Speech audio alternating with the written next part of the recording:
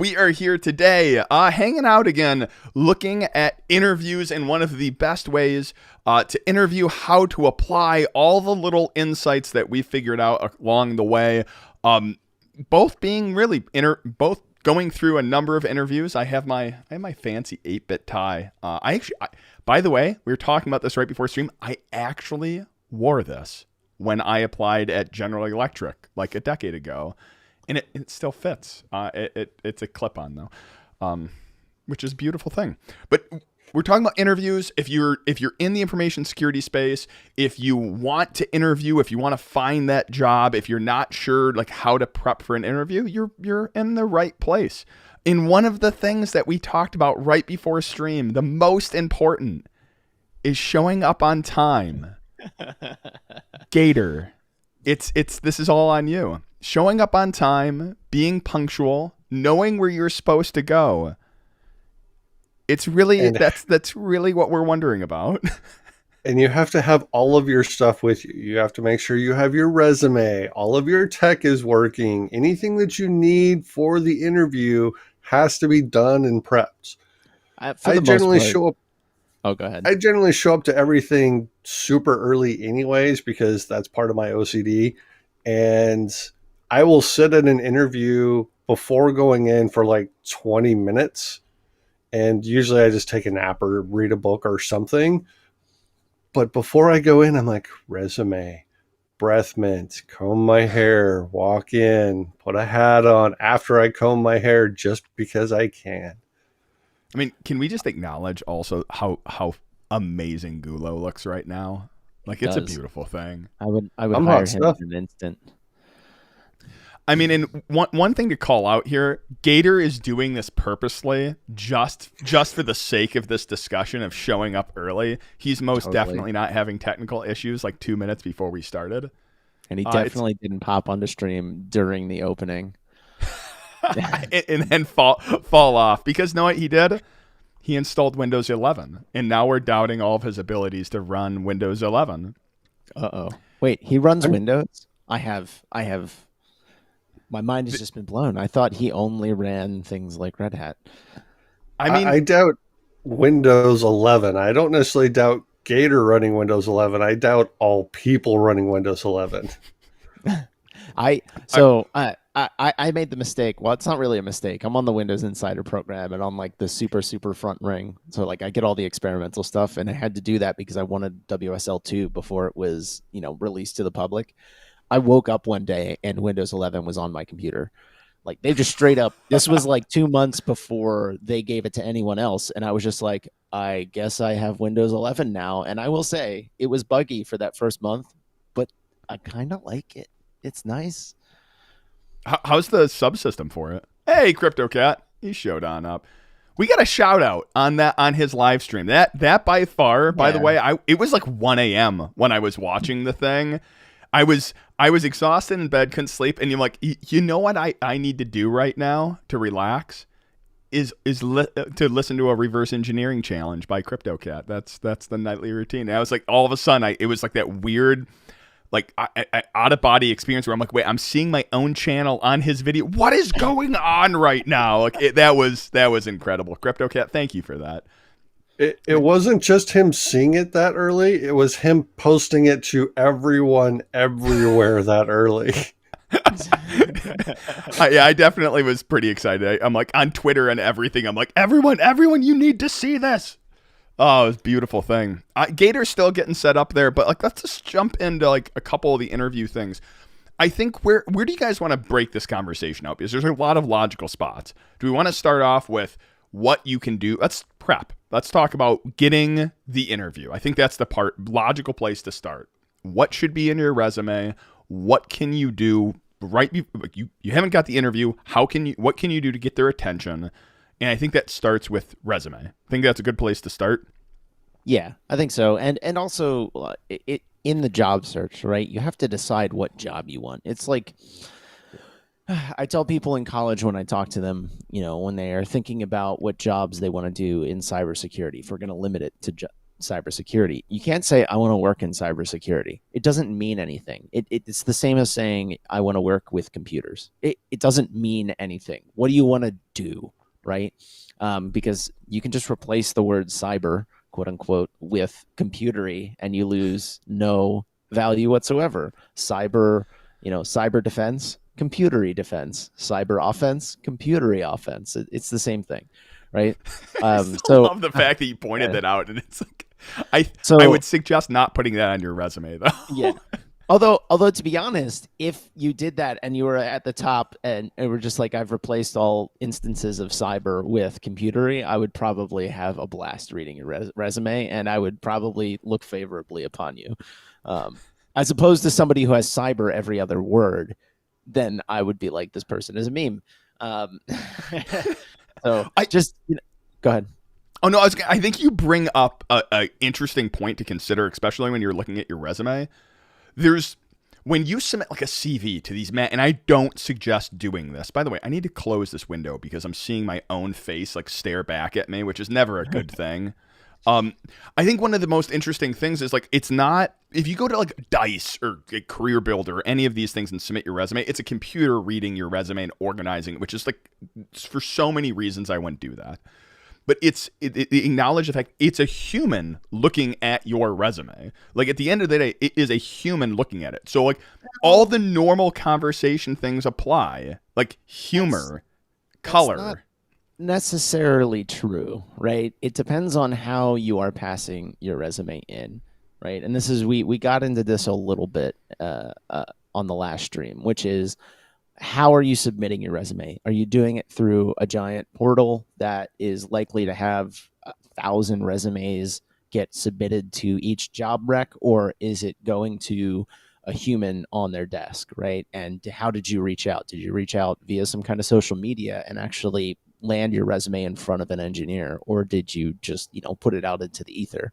You're going to get two wildly different experiences doing these two. And if you're doing the former with, just throwing it onto online recs and applying that way, you do have to play the keyword game, and you do have to play the matching your resume to fit the job position, because otherwise you're just never going to make it past the machine filter, because a human cannot read 1,000 resumes, or at least I feel bad for the ones that do. So I've got my general spiel that I give, and when I need a job to be filled, I go to HR and I say, hey, I need this job, and they ask me for the job description. I put in a whole bunch of crap that HR does not understand. HR is usually not technical, not always, but almost most of the time they're not technical. So they put in all of these random letters, CCNA, Linux Plus, Security Plus, CI. They put in all these random letters in there that they don't understand. So when you apply for that job, HR is going to look at your resume, they're going to look at the job description, and they're going to make sure that those letters match up those letters. They don't know anything that they mean. You could put studying for, took classes on, currently working towards, job responsibilities include, types of work associated with. You can, as long as those letters exist, you'll make it past the filters, you make it past HR. Yeah. Generally, job experience is what gets you past a manager. As long as you have some work history on there, a manager will probably pass you on, because once again, a manager usually is not super technical, but they know some keywords, they know some buzzwords, and they can look at it. And then knowledge is what actually gets you the job. If you have the knowledge when you go and you sit down for the interview and they're able to ask you questions and you are able to respond with the answer or I don't know, then you generally get the job. And then I say, college degrees are generally what you use to negotiate salary afterwards. I think it's an accurate statement. So I'm going to synthesize something we've been saying, and then we're going to go to our Windows 11 expert, Gator, who's had massive success with it. It's not going to get old, at least for me. It's probably going to get old for everyone else. For me, it's not. Synthesizing that a little bit is, I think you're targeting on one side, how do you get first the first layer of defense, which effectively is like the computer, the filtering. And I agree with you. I think hiring managers, like recruiters, hiring managers, do that. They need CCNA, you have CCNA. You need CISP, you have CISP. You have blah, blah, blah, CEH, you have CEH, and that gets you through the first layer. But one of the things we all have advocated for is get past that first layer, like jump past that for so many reasons, because it helps with salary. Like you will 100% get a higher salary if you get recommended through an engineer than going through the recruiting gobbledygook until you get up there. I mean, it's a bold statement. Caveat to that is that unless you're going to a big corp where everything is highly standardized in terms of in terms of what they're actually listing for job recs and things like that. So like when you get to applying to Facebook or get to applying to Google, it's all going to go back through the machine regardless, and whoever recommended you is going to be removed from the process entirely. So that's the only thing to note. Something I'm going to throw out here because I think it's hilarious. CryptoCat brings up a good point. When we were I'll throw it up on the screen. There we go. When we were making CVs in university, they told us that list all the technologies we worked with, and everyone listed different Microsoft products. We've actually had, previously, I was always saying Microsoft Word is not a skill. Something that a couple people did when I was at General Electric, which I thought was hilarious, they would add white on white text and throw in all of this crap into the metadata. So it would get picked up by the machine, but a person wouldn't see it. I think that's kind of gone away a little bit. And also, since we always recommend, like, go right to an engineer, go right to the hiring manager, reach out directly. But that was a really funny tactic I saw. I don't know. Have you guys seen that one at all? That's solid. I haven't seen that one, but that's solid, and I might do it. It worked well to get past the computer stuff. There's metadata that you can throw into your Office documents, so you don't have to include it in the actual document where if they select all, they can see everything. But we had this conversation off screen, I think. I think that Microsoft, if you put Word or Excel or Publisher, Visio Studio, PowerPoint, Visual Studio, right? PowerPoint. If you put those on your resume, I think that they can actually be things that you can be really good at. Most people use Word to type in words. Most people use Excel to store data. But when you start playing with pivot tables, when you get into macro creations, I mean, Microsoft has the whole mouse certification pipeline, which is the Microsoft Office User Specialists. They can do phenomenal things in those applications because 99% of the people don't know how to use the app. They just copy and paste random junk in there. But there's so much power behind those that if you actually know how to use them, it is a God-given skill. Here's the thing is, point accepted. I agreed with it last time, but I'm actually, again, CryptoCat just dropping the truth bombs.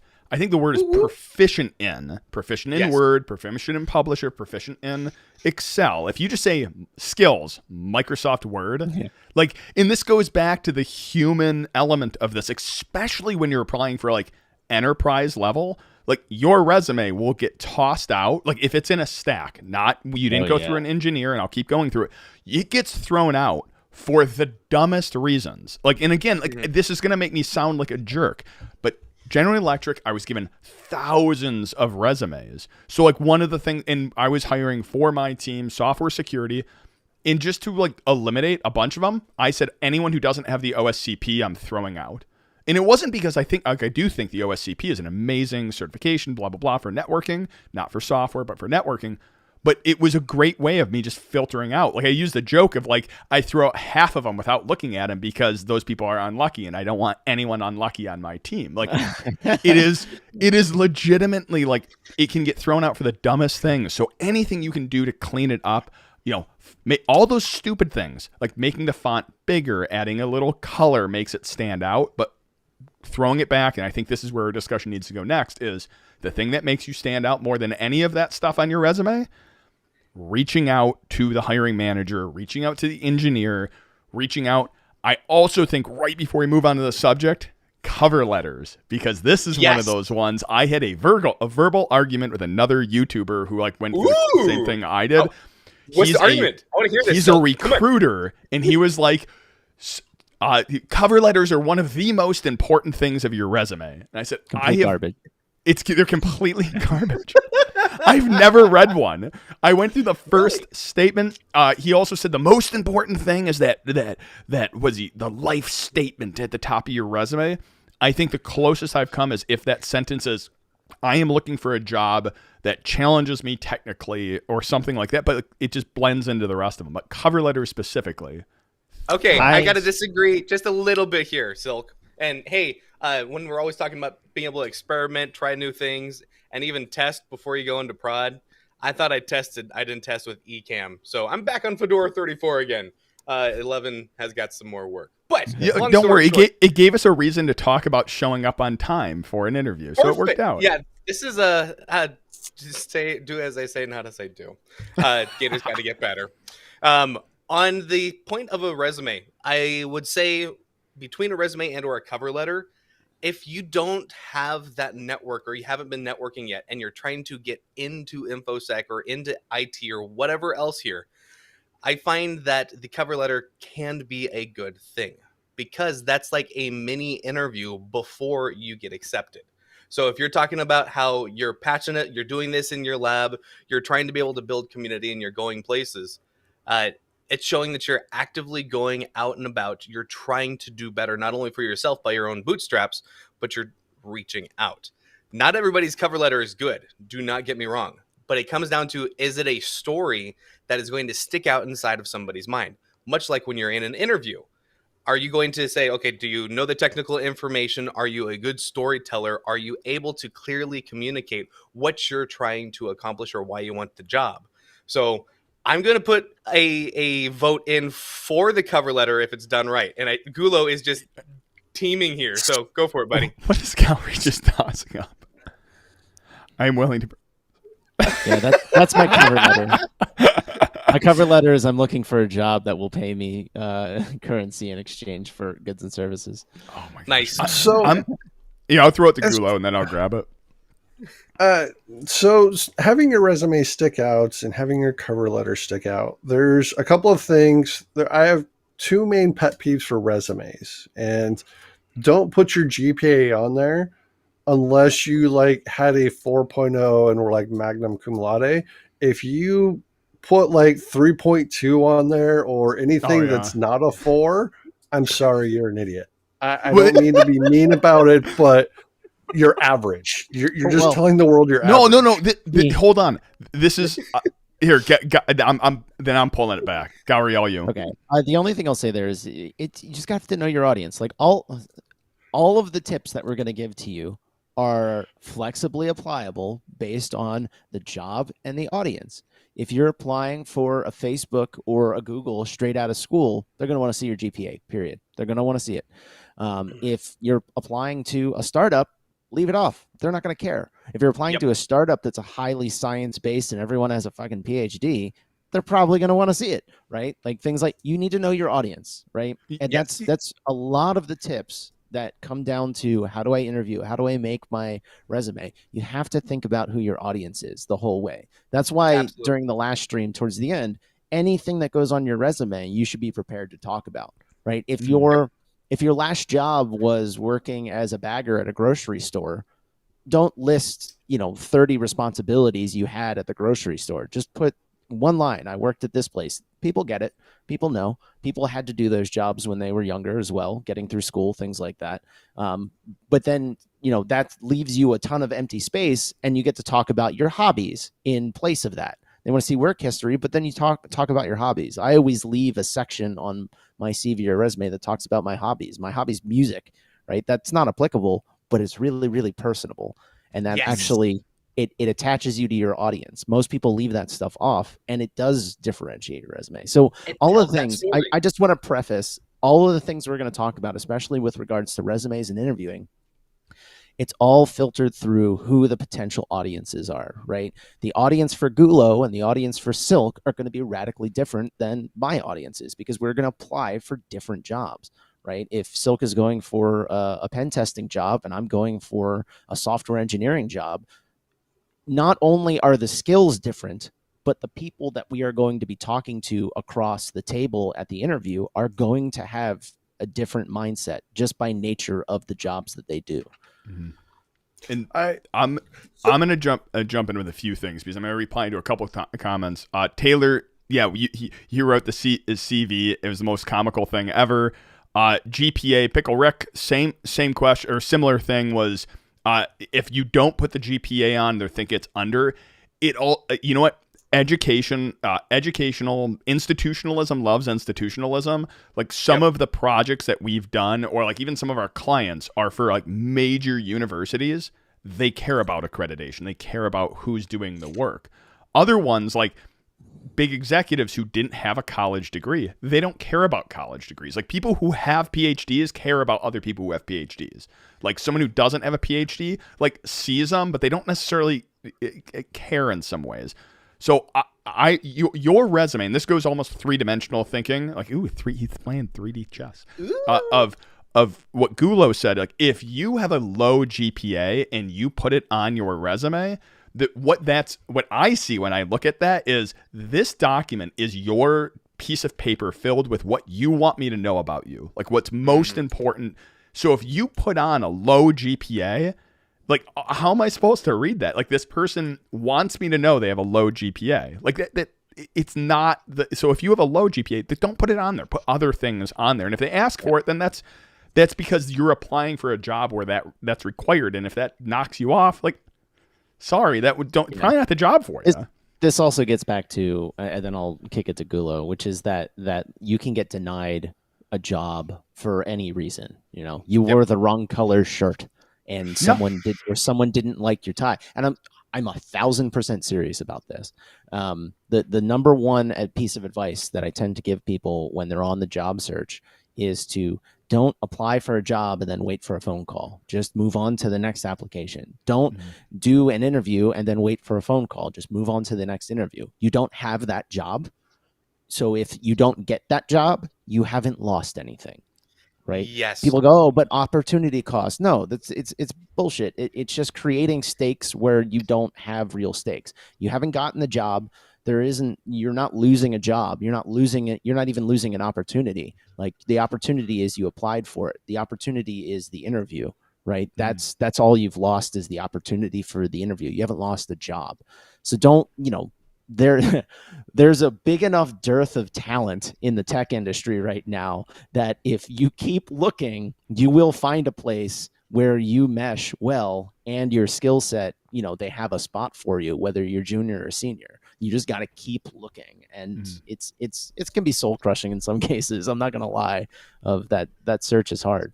Right before it goes to Gulo, I want to close up the resume because there's so much things beyond like resume, and I want to move to this like middle section of how you get their attention because there's a lot of different tactics you can do that. So we'll move that right after Gulo. So yes, I completely agree. Tailor your resume for what you're applying for. If you're applying for a university in some institutions, yes, having a GPA on there. But I see resumes all the time with GPAs of like 2.9, 3.2, 3.5. I'm like, why are you telling me your average? I don't know. Or you're just not good in school. Like that's the other thing is like you're just not good in school. And that's okay.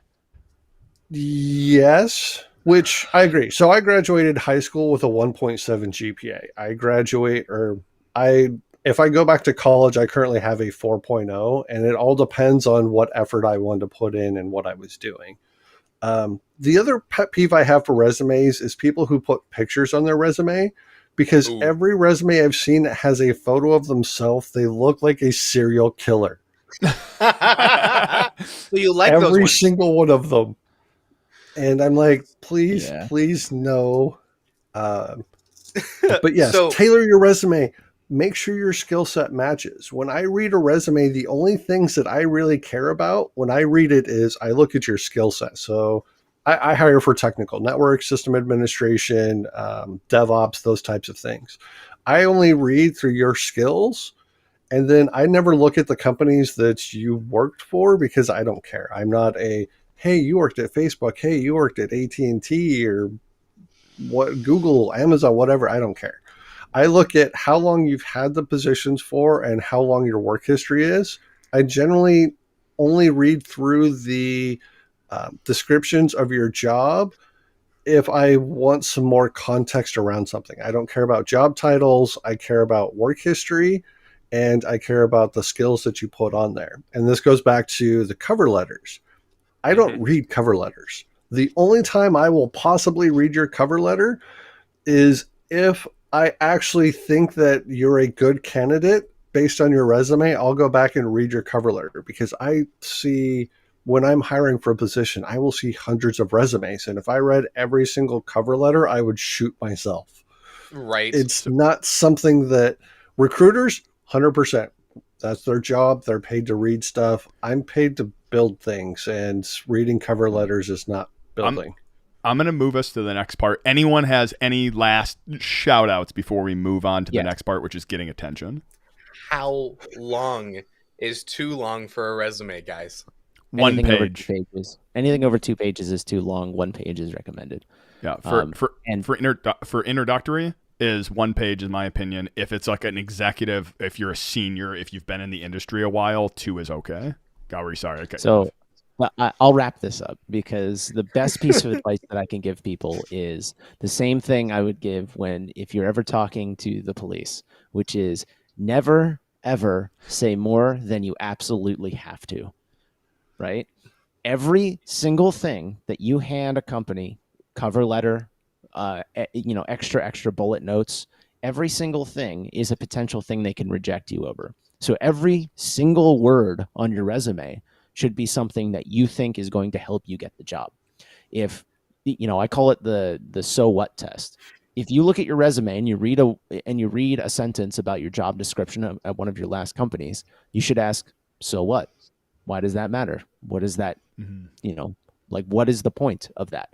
Because if you put additional information on there, you run the risk of this is too long. I don't want to read this, right? So every single thing you put on your resume needs to have a so what reason, right? If it's not there, get rid of it. It's not relevant.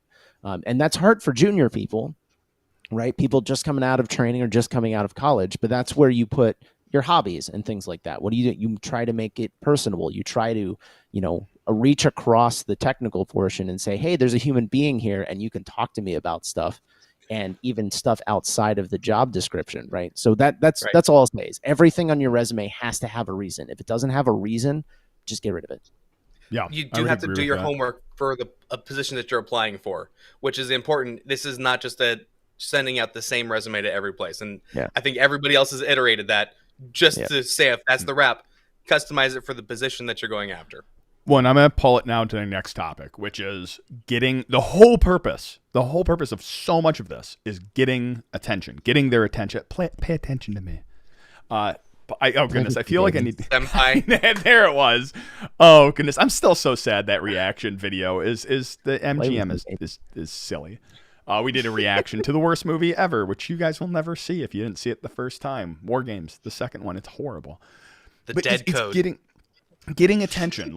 I think that's the one piece I feel you could do with a CV, but the first not CV, your cover letter, your first sentence, say you're going for a pen test position. Let's say you're going for a pen test position and I was Gulo and I was going for a pen test position. My first sentence might be somewhere along the line of, I wore a thong at DEF CON for a black badge competition, and I made a counterfeit badge with a urinal cake. That would be a good first sentence, because you would read that and go, well, again, if it was right job, not appropriate for a big enterprise, but if it was they would see that and they would stop in their tracks and they would reread that sentence a good 10 times and they would go, I don't even know what's going on, but I definitely need to talk to this person. Well, We not had just a that, position for your Chaos resume, Monkey, right? Yeah, your resume will get passed around because people are like, look at this meme, and then they look at the rest of your resume, and if it's good, they're like, well, let's talk to him or her. It's so. Yeah, could you imagine reading that? If I saw that as the first sentence, I wore a thong at DEF CON for a black badge competition and counterfeited a badge with a urinal cake. We don't have to imagine reading it. We lived it. Yeah, lived it. Wait, There- Gulo. So as far as Gator, a lot of things that Gator says is building community and knowing people. I do more job interview. I get more job interview offers from people I know at DEF CON than anywhere else because this, and it's, I made a badge. Gary and I made a badge out of a urinal cake. There's I 2 shit in a videos box. on I it. wear thongs. There's all of these random things that everyone knows that I do, but also people at DEF CON know that I'm technically good at a lot of different things because one, it's DEF CON, and two, I do incredibly crazy difficult shit there. And yes, I could put that on a cover letter, and I would be proud to put that on a cover letter, but a lot of those things don't matter because the next thing they do is, okay, he wore a thong for a black badge at DEF CON. They're going to Google my name and try to figure out what the hell. Yeah. They're going to come across these podcasts or possibly some of my stored videos online, Only and they're Gulo.com. going to be like, oh my God. So I'm gonna pause here because this is such an important topic on like social media, because I do think that plays a role, something we're about to get to. But let's first talk about, and again, DEF CON. Oh yeah, we would love to do one. Send me an email or message at alexchevrolet.com. There's probably like a link somewhere there where you can contact. Which is the new site. I just spun one up. It's incredible.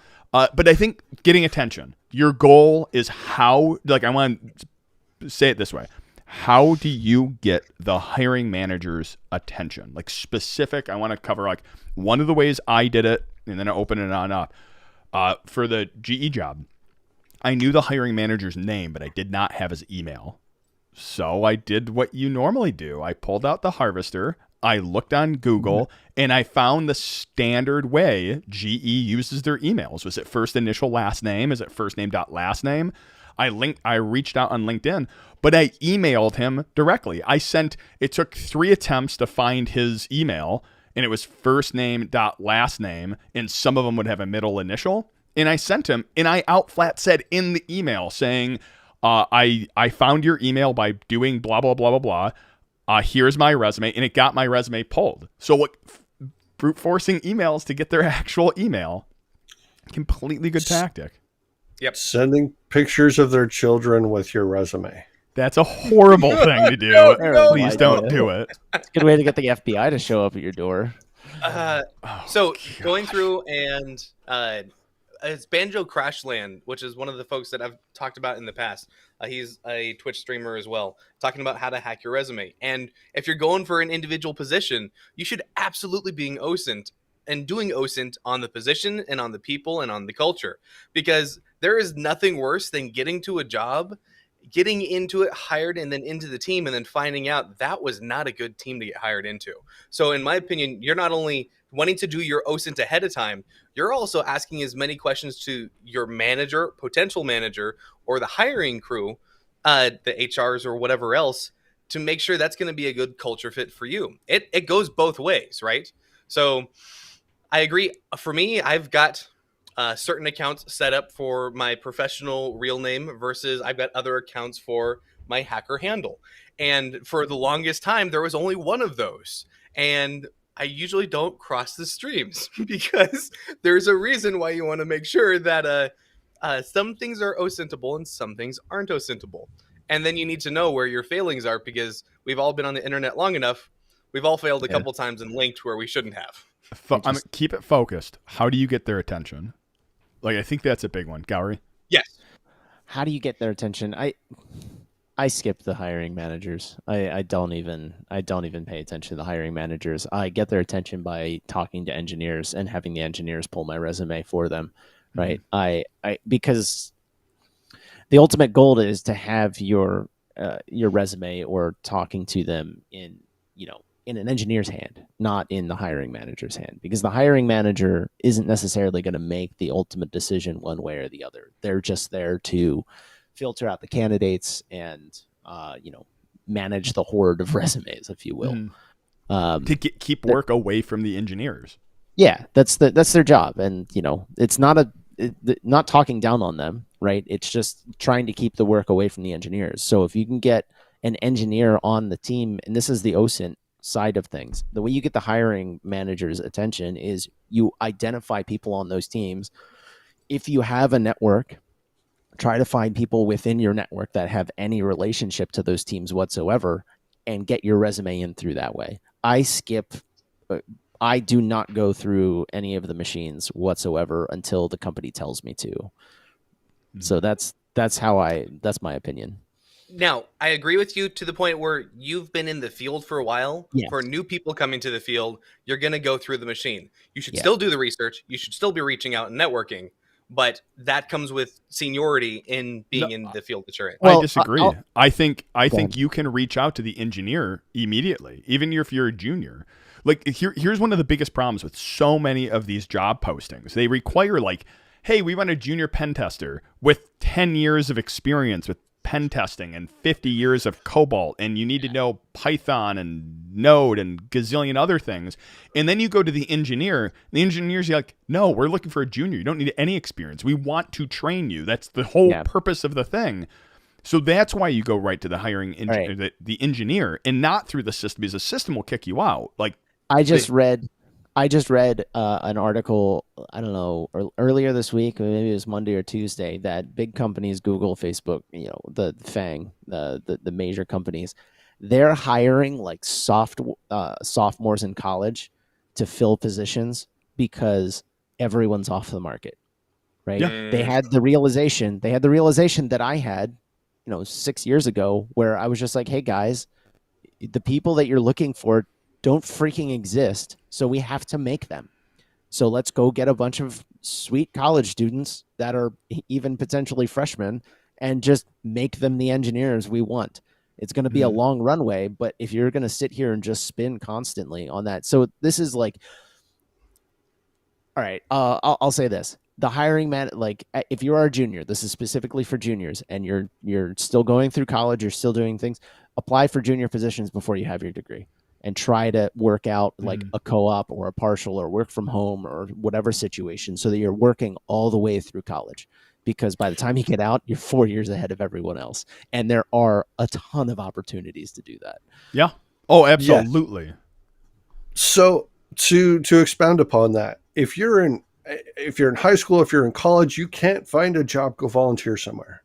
Go to the Boys and Girls Clubs. Go find it. Even if you're not religious, go find a church. Go find something where you can actually put work experience on there and start working, so that I have some semblance that something. Now, if you're completely junior as well, and I'm hiring for a position, you may reach out to me and say, hey, I know that I'm junior, but I'm wanting to learn. I want to build up. I hire a lot of senior people. And generally, senior people don't always get along with other senior people, because everyone has their own way of doing things. And you might be able to convince somebody to be like, hey, I know that I don't know how to do this, but you can train me how you specifically want me to do this, and I will spend the time to learn and do this better than anyone else. And it goes back to Gowry's point. You build up your own team that does things the way that you want them to. They follow your pipelines. They follow the rules. They learn and build the infrastructure that you're trying to build, rather than bringing on somebody that may or may not agree with how you do things, because there's infinite ways of doing things in technology. And just because you do it one way and they do it another doesn't mean it's wrong, but it can be a clash of interests, and lots of fights can break out over it. We're a little scattered here. All right. The original question was, how do you get the hiring manager's attention? My answer was, don't. I just skip them entirely. And that's because I have a network. If you don't have a network, you got to do the footwork of, either make your resume look interesting or get in early and say things like, I don't know how to do this, but I'll figure it out.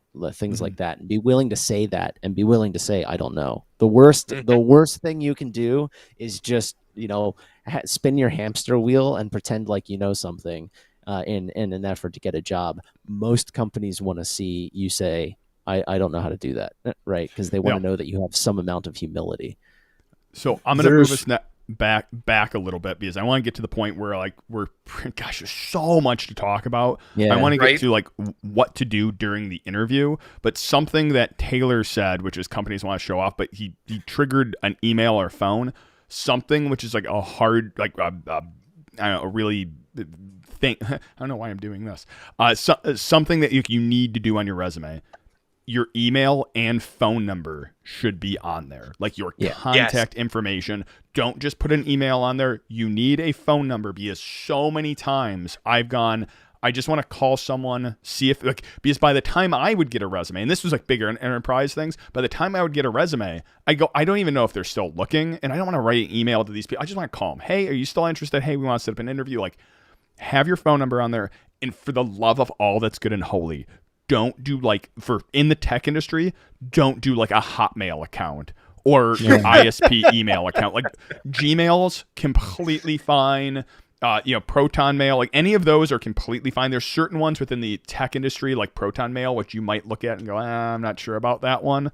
But like if it's a custom domain you have, awesome. Do not use MSN, Hotmail, like those things or just Yahoo. Get thrown out, or Yahoo, right? Like legitimately just get thrown out for the dumbest reasons. Your resume will get thrown out for the dumbest reason. Like for years, for decades, my resume had my Hotmail on there because my Hotmail was one of my first email addresses, or it's my oldest email address, because the other companies that I had email under went away, like GeoCities and stuff. So my Hotmail one was on my resume. I have my own personalized stuff now, but that didn't happen until within like the last 2 or 3 years. To Gary's point and to Gator's point, saying you don't know, yes, do not bullshit your way through an answer, but you're getting into the interview. I'm holding you back right now. Let's getting hold into on an interview. I thought that's what we were talking about. That's we're going. No. We're going next. Go on, Gator. So to round out the section on making sure that your email and your phone is there, I would go one step further. Make a dedicated one and make sure it's forwarding to your regular email, because you're not always looking. Or if you are, good on you. You should be. But if you're not, you want to have a dedicated phone to where, hey, I'm getting rung on my bat phone versus my personal phone. So I know this is a resume call and this is a resume email that's coming through versus it possibly getting lost through everything else. All right, so all right. That's I'm my gonna ask one question, and then we will probably need to get to the interview because we're getting late in the hour. LinkedIn, yes or no? As Some far people as say yes. having a LinkedIn? Is it yes or no in terms of, is it social media or is it a resume? Oh, it's a resume. Oh, I think they're trying to be a social media, because I think that's sort of like the next generation of the internet is, we'll call it social media, but it really is the next generation. Like, the internet is becoming more about community, which is kind of interesting. It's kind of been there, but that is the push. And I think LinkedIn's realizing that it's turning more into a social media. But right now, I still think it's a resume. So this is a pot shot at Silk then. You obviously have never been you've never been picked up on LinkedIn. I don't use LinkedIn as a social media, though I know more and more it is. It's probably at this point it's considered a social media. I don't use it though. I get hit on LinkedIn. I get hit on just as much as I get job offers. Oh, wow. Oh, you mean like social call hit on? Wow. Yes. Oh, that's hilarious. That's amazing. I get a lot of like the generic recruiter crap through LinkedIn, but I would say I'd never gotten like a legit. If I was applying for positions, there are ways of applying through LinkedIn, but I would rather use LinkedIn as a way of reaching out to an engineer or hiring manager. Yeah, I think. Go ahead. I was going to say, because of previous jobs that I've held, I've never gone LinkedIn because I saw that as more of a, I'm blasting this out everywhere versus being specific of what I want to go apply for. And even some of the sites that we've suggested tell you to go OSINT. And when you go put that on LinkedIn, that's all OSINTable. So if you've worked in a sensitive area possibly in the past, that may not be something you want to advertise versus having on your resume that you hand out individually. So I'm not on it.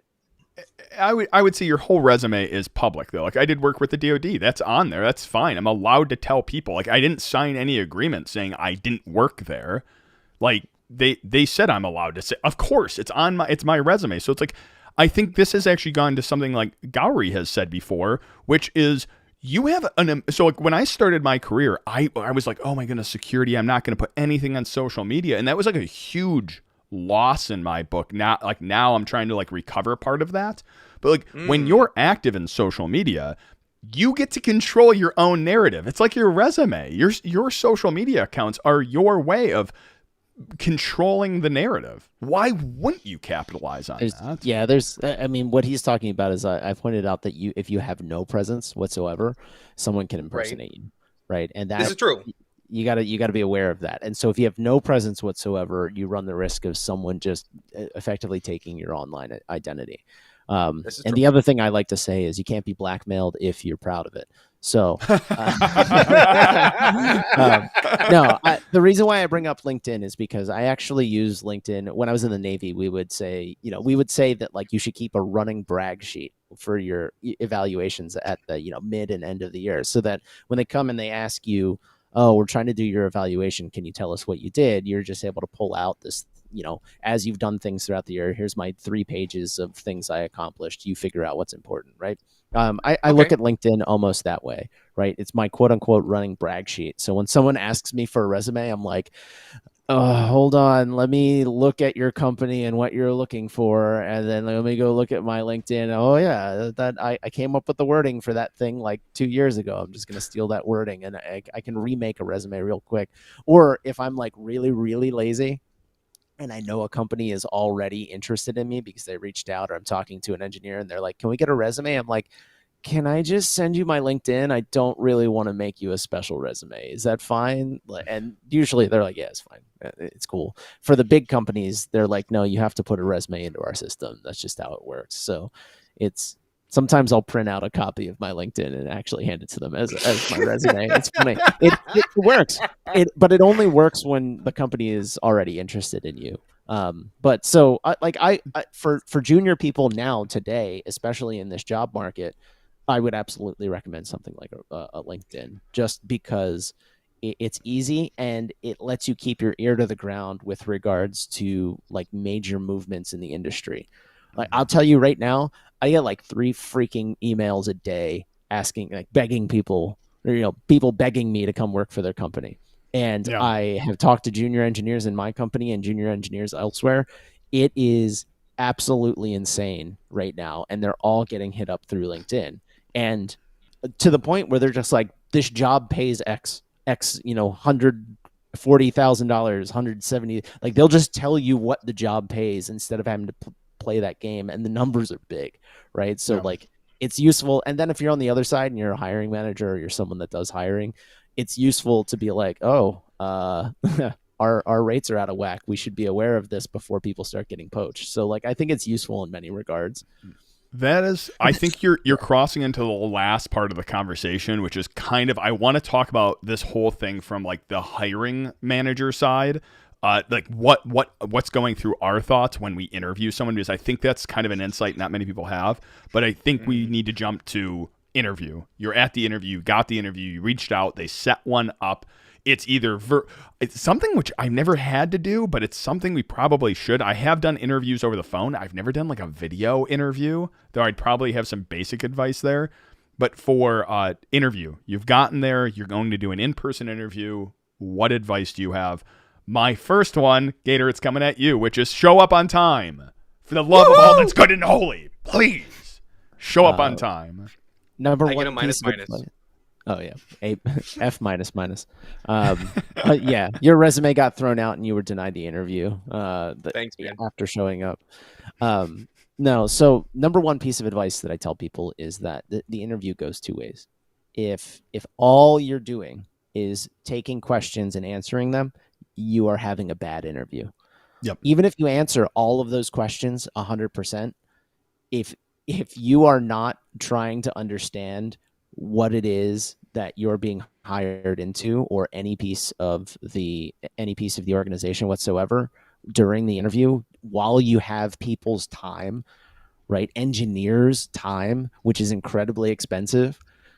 If you're not doing that and taking that opportunity, it's going to come across badly to the hiring team. They're going to be like, we're not sure he's interested. Like he did well, we should make him an offer, but no one's going to be enthusiastic about you.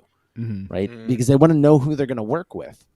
They want to know something about you. right? So, trying to make it conversational, but that also means you need to treat the interview as two ways, right? They're interviewing you to figure out whether or not you're a derp, and you want to interview them to figure out whether or not they're going to treat you poorly after they hire you, right? Yep. So you want to understand the culture at the company. I think that's something which I didn't do when I was a junior applying. Like, I was so nervous because you want to just answer all their questions. Like, you're doing like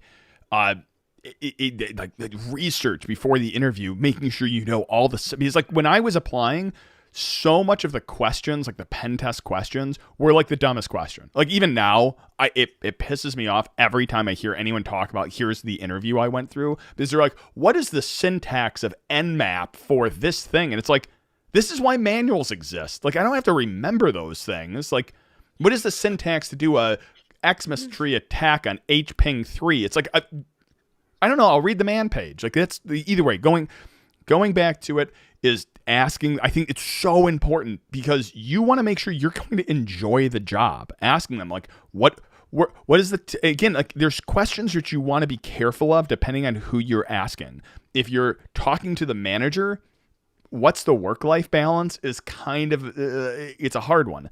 Talking to an engineer, immediately, that's a great question. Like, how, do you feel? What's the stress levels around here? Like, how when you take vacation, is that hard to, like, are you able to do that? What is your benefits package? Like, how is the manager? That is a perfect question to ask an engineer. Do you like your manager? Like, a great question to ask. So when I kind of disagree because I do things a little differently than you guys, I guess. I generally am more excited about the technology. The company culture is generally, yeah, I ask what the work-life balance is going to be, what the stress levels are going to be, but generally when I'm applying for a job somewhere, I already know what it is that I'm going to be working on because I specifically looked at that company and I was like, I want to work on these things because this is where my interests lie. And because of that, I'm like, cool. But I also go into interviews where I don't interview. It's been probably like 20 some odd years since I've interviewed for an actual job that I needed. I always interview when I already have a position, I'm comfortable in the position. I may or may not want to leave that position, but I only interview when I already have something that's sitting in the background. So when I go into an interview, I'm calm, I'm collected, because if I don't get the job, I don't get the job. My personality generally doesn't show during my interview process because most people think I'm a machine. Like Gowrie, there was one time that I applied for a position at Gowrie's company and they only asked me technical questions and they asked me tons of technical questions. And I asked a handful of things. There was some relocation stuff. I was like, hey, what kind of city is it? I was asking things about the city and the life. But the technical questions, okay, so the first interview I did for Gowrie's company, the interviewer said, the interview ended after like 10 minutes. He goes, usually within the first 10 minutes, I know that I'm not going to hire somebody. And he's like, and it's been 10 minutes and I don't have any more questions for you. I'm like, okay, cool. Thanks for the opportunity. No big deal. I hope you have a good day. And he's like, no, I ran out of questions. Yeah. I don't know what to ask you because I've asked you every question that I know to ask and you answered all of them. This is actually a legitimately amazing story because on the back end, like I was just watching from the sidelines to see how I went through the process. And it was the notes I saw were like, this is one of the most talented people we have ever interviewed. We have to hire him immediately. Now, here's the thing. They did not make him an offer. Why didn't they make him an offer? The timing was all wrong. Right. They couldn't figure out how to get him into the position in the time that they had to fill the position. And there was another candidate that just happened to be local and figure it out. So he didn't get an offer for something completely outside of his control. And there is a note somewhere on his resume that is just straight up, this is the most talented engineer we've ever, that we've interviewed for this particular role. You want to talk about complete happenstance and not getting a job? Like it was the funniest thing for me. And to Gulo's point, is like he didn't really need the job. He was interviewing because it would have been fun to work together. But it's also just like that's really frustrating. But it teaches you that lesson of like you didn't really lose anything because you didn't have it to begin with, right? But you have these like weird times of budgeting. Like companies go through budgeting season. Like right now is budgeting season. They're going through, they're approving, and what's really weird about budgeting season is positions open up and positions are taken away. Like open positions that were out there need to be fulfilled before the budget is closed. And it's just as bad to come out over budget as it is to go under budget. So like they want to hire people. Like right now before budget season closed, there's going to be a sweep of hirings because they want to fill those positions with anyone because they don't want to lose that money in their budget. CryptoCat, you asked a good question, which is, would anyone say this? Probably not, but one thing I got was, yeah, we actually really like our manager, but he's leaving. I've gotten that before. I've also gotten, we really like our manager, but the company is doing a reorg right now, which is going to move us over to IT risk instead of under software. Oh, so what does that mean for your team? Oh, it means we're going to have a lot more opportunity to get more, visualization from the executive team versus this. Like those are these little things you pick up with these questions. Yeah. You also get the difference between it's fine, just another company. They do a good job, and someone actually gushing about how much they love their management.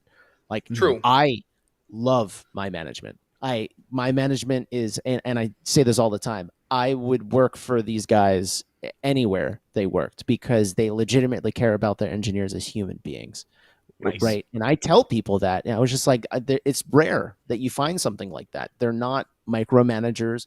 They trust you to do your job. When you go to them with a problem, they listen to you. They treat you like a human being. That's nice.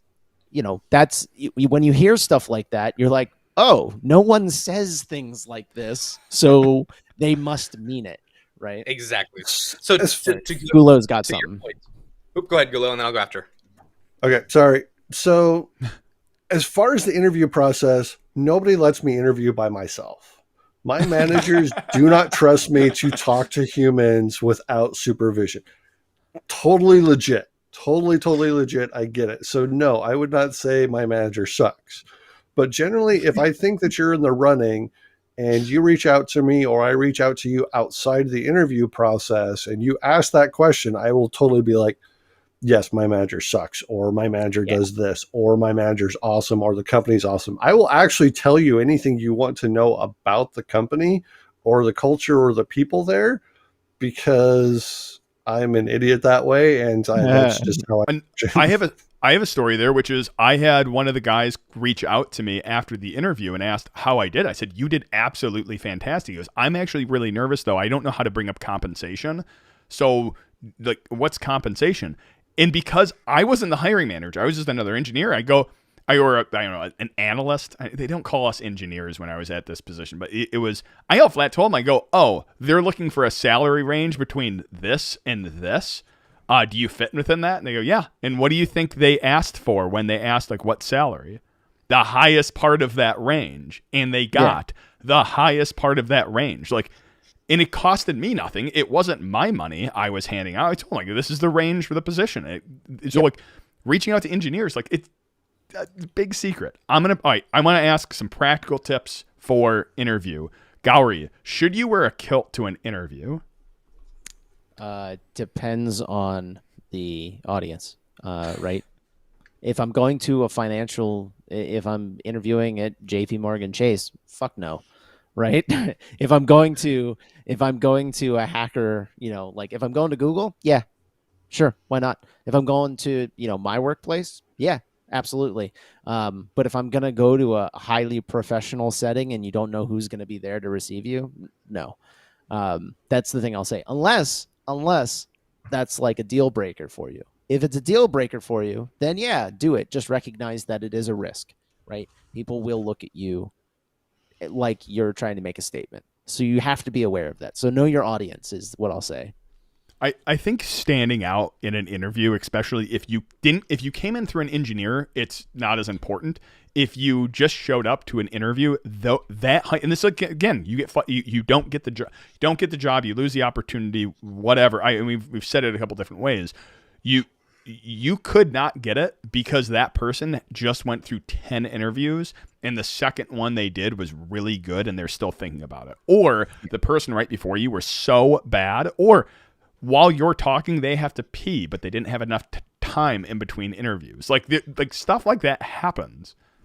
But yeah, I mean, just recognize that things like that, you run the risk of, walking in and the first thing people see is your ego on your shoulder. Right? Mm-hmm. Because you're trying to make it about you and not necessarily about the company or the position. So should you wear a kilt?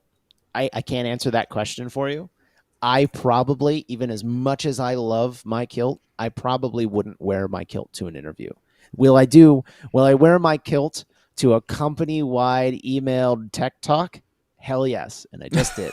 So, and they asked me to give a tech talk, and they knew what they were getting when they asked me. So they have nothing to complain about. But to an interview, I think I would not. I totally wore my 8-bit tie to my interview like 10 years ago, and this was a perfect example of little things like that. Little flares that show your personality is good. A big sign that says, I have a big personality, and you might, it's going to be how big of an ego does this person have? Yeah. Right? And it's not necessarily a bad thing. You just got to know your audience. So generally, I wouldn't wear what I'm wearing now to an interview. Yeah. I find out what the culture is, and you go +1 to that culture. If it's completely casual, they're in t-shirts and shorts, then I'll wear jeans and possibly a button-up no tie. If they show up to work in a suit, then I'll show up to work in a 3-piece suit. You try to go one above whatever position it is that you're going for the interview. Back in the day, I used to show up to interviews in shorts, t-shirt, and a hat because I hate combing my hair. The fact that I comb my hair today is still bothering me. It's because I'm paid to be smart, not to be pretty. And I will say that in an interview. If someone's like, are you sure? Do you think that this dress is appropriate for the work? And I'm like, I'm paid to be smart, not to be pretty. If you want to hire someone smart, then you hire me. If you want to hire someone pretty, don't hire me. And that's kind of the point. Like, just straight up ask, like, hey, like it is 100% fine. Just be like, hey, I wear kilts. Is that appropriate? Do you guys view that as appropriate office attire? And if they say no, then I'm going to be like, then I'm probably not going to work for you. Right. But if I'm just going to willy-nilly show up, only if I know people that work there and they know it's going to be a meme. Right. Like if I know, Apathy asked a question. One of my worst interview experiences, or didn't ask a question, was getting ganged up on by a panel. Yeah, I've had that. It's not a fun experience. I think if you're prepared for it, like they're like, hey, we do highly technical interviews. It's going to be 5 of us asking questions. Let's get to practical things during an interview. Like, all right, that's how to dress. Now how to answer questions. I think when you're getting technical interview, how I've done interviews, when I conduct them and I'm looking at a resume, my goal is to get them, like, interview them on the stuff in the resume, but I want to see how deep their knowledge goes. If they say they're a web security tester, I'm going to start with like, okay, cool. So like, what experience do you have? What's the coolest finding you've ever found? And I say, what's the coolest one you found? And then what's the most technical one? And then I'll ask them questions. It won't be like, oh, here's how, tell me how to pen test a network, because it's really hard to do that. But asking them a question, then digging deeper and deeper and deeper, and the goal being to get them to the point where they say, I don't know, but I could probably figure it out. I want to get the candidate to the point where they acknowledge a limitation they have. And I don't like, it is so obvious for someone who knows more in the field, especially a junior. Don't just spin cycles. Don't talk around them. Go, well, I would do blah, blah, blah, blah, blah, blah, blah, blah, and just talk, not knowing the answer, like hoping. It's like the scene out of The Office. Like sometimes I start a sentence not knowing where I'm going to end it. Like, don't do that in an interview. Quick, concise. Because one of the biggest things I'm looking for, and again, where I am now, it's my consultant company and all of that. I'm looking for someone who's actually very eloquent, who can speak really Right. well. That is harder to find than someone who's really technical. Like, because at the end of the day in the consultant shop, and now this is very specific to my company, I want to find someone who because you're the product. Like, I know this is a weird way of saying it. If you're a consultant, you're the product. If you're not a good person, you can't communicate well, I can't sell you to a client. Now, that being said, there are exceptions to that, because I can have someone who's highly technical and then I can pair with them and I can be the mouthpiece while they learn. Like, there's a lot of ways around it. But either way, I covered a lot there. I'll hand it off to someone else. Silk is a pimp. Yeah. He just literally admitted to being a pimp.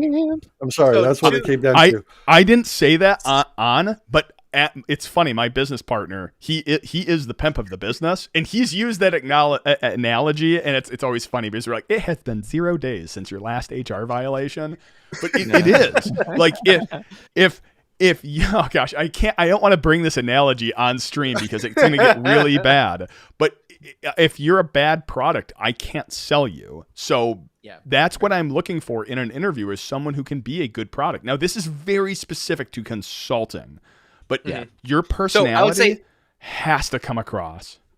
So to that point, so part of my position where I'm at, I'm not a hiring manager, but I get to invite people to the inside programs. They have to sign an NDA, but they get to get hands-on with our products, which is fantastic because we're getting live feedback on how something does or doesn't work well. Part of that interviewing process, and this is like international, right? So you can have English not being your first language. You can have people who are still passionate about something, or people who are just looking to try to get an in. And some of those key questions, like you were talking about, on trying to find out what they're passionate about versus if they're just going to answer the question and sit there quietly. So like, what is the favorite project that you're doing at work? If you can talk about it, what's your favorite project at home that is got you excited? So whether it's a Raspberry Pi or you're working with some obscure Linux or whatever else, it's, for me, making sure that they're actually in the open source culture. They don't have to be a coder, but they could be a DevOps individual. They could be somebody who's in the sysadmin role. And in our case, we're looking for boots on ground. So when it usually goes to more of the managerial roles, that's not what we're looking for, because most managers are not going to go in and touch everything on the level. Are they going to be installing Windows 11 when it comes out to see if it's broken or not? And showing up late for the stream. And are they a good DevOps engineer to where they actually tested the night before and then found out that it failed versus testing in a different program? You get to find out how these people think because you are talking to them about what they're passionate about. And by interacting with folks constantly with that, it's a lot of fun because you get to start reading people, and then you see the people who are, oh, this person is going to be perfect for this organization, or I'm not so sure. Let's continue to ask a few other questions and go from there. So I'm going to shift the question, and then I'm going to hand it over to Gowrie, because I want to make we're at the top of the hour. I would like to keep going because I think this is the most critical piece, which is we've now moved into like, how do you have a good interview? And then I think what's going to be insightful is, what are we looking for? What are we hoping for when we're interviewing a person? And then the last thing I want to end on is, what is the company actually doing when they hire someone? And I know it's probably a weird vague, but I have a couple really big things I want to mention there. Gowrie.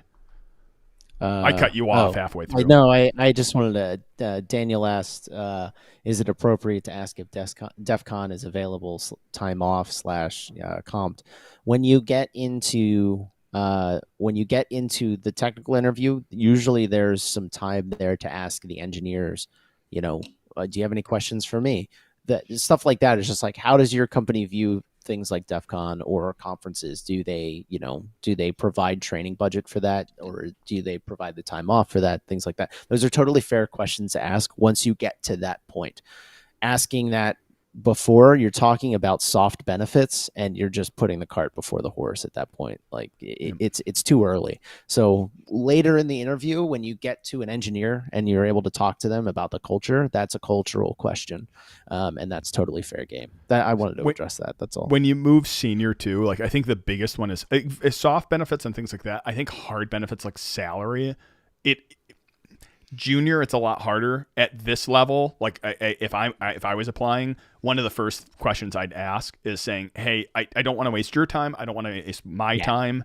what can you give me a range or like a salary range you have for the position? And they might just say there's not one, or they might just say, hey, yep, it's from somewhere between 115 and 145 depending on experience and blah blah blah. Like and that's the thing, it's just general ball game sometimes you can get from them. To be honest, I've gotten into the habit of just telling people my current salary. Once you make it sufficiently senior, like there's a plateau you hit where that salary just stops growing, and you get other benefits like equity, things like that.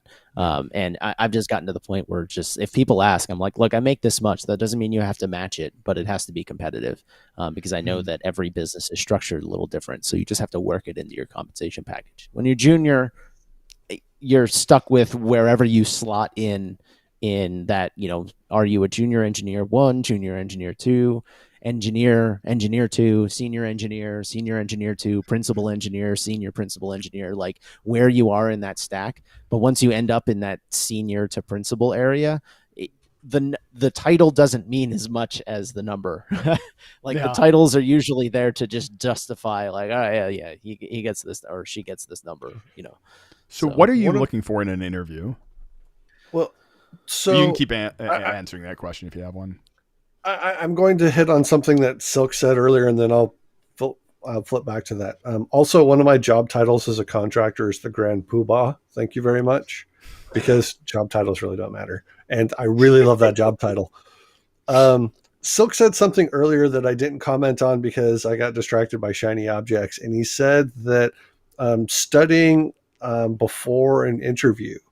I do my best not to study for an interview. If I don't already know it or I don't know how to do it, then I'm not going to be able to fake my way, or not necessarily fake my way. I'm not going to be able to study enough for me to be competent during an interview, at least at my level. At junior levels, possibly, but at senior levels, if I don't already know how to do it, then the answer is I don't know, and this is how I would start figuring things out. Yeah. 100%. Absolutely. The one interview that I studied for. Oh, go ahead. Oh, go on. I was going to say the one interview that I studied for, I bombed so bad, and I wish I just hadn't spent all that effort. So, I totally agree with that approach. So go ahead. Yeah, my comment on studying was more when I started my career, I would be like studying for all this like syntactical junk, which was because it was a bad interview. Like that's what's so interesting, especially when you go into like the pen testing side. Like the interviewer could just be bad. Like, it is horrible as it is, and they could be asking questions, and this is where the tactics come in a little bit of if they're a bad interviewer and you want the job, you kind of just have to grab it and start talking. Like, talk about your passions, talk about what you're doing. Like, if they ask a question, they're like, what is the syntax of blah, blah, blah Nmap? Usually I say, like, would it be inappropriate? Why would it be inappropriate for me to check the man page? Like, that's how I would typically do it. Things like that. I'm just like, I have no idea. I would probably just read the man page, right? So, but we don't want to fracture this too much. I'm sure people have a ton of questions. If you have questions, specific questions about any of this stuff, toss it in the chat now, and then we'll come back to it as we start to wrap up stream, and we'll just go through Great them, because we want to talk about what do we look for in a good interview, and this is going to be different for every single position and every single interviewer. Right. So I think it's a really good question. I want to start with Gulo on this one. What does Gulo look for in a candidate? Generally, I look for people that say, I don't, there's two things that I look for primarily. I look for, three things. I look for technical competence. I look for truthfulness. If you lied on your resume and I'm interviewing you on your resume, I'm going to find out, and you are going to hate your life at that time. And then in forevermore. Pretty much. Those, I guess there was only two. Those are the big things for me. I don't interview for culture. I don't interview for working fit, because those aren't necessarily things that I personally care about that much. If I'm interviewing for a position, company perks that if I'm interviewing for an on-site position, company perks that I generally look for a culture fit are, do I have a comfortable desk that I can work at? Can I use the stuff that I need to get my job done? Am I specifically tied to an operating system or a software suite? I generally care if there's a snack room because I munch all day long.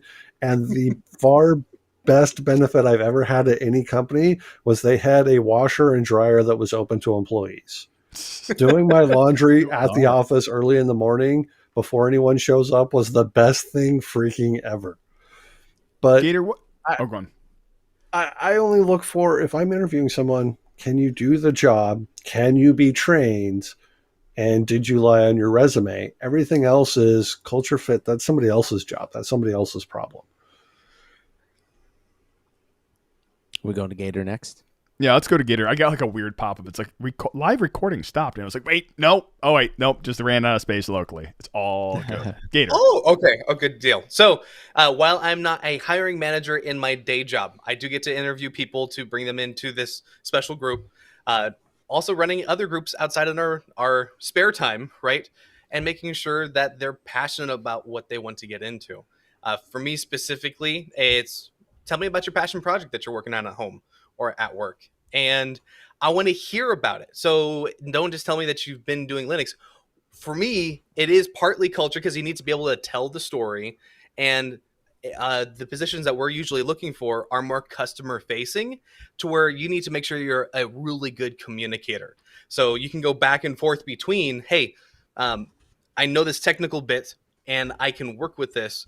And now if you're needing to go to a C level or if you need to go down to a junior person, are you good at communicating what needs to be accomplished for somebody who has little to no knowledge of the subject?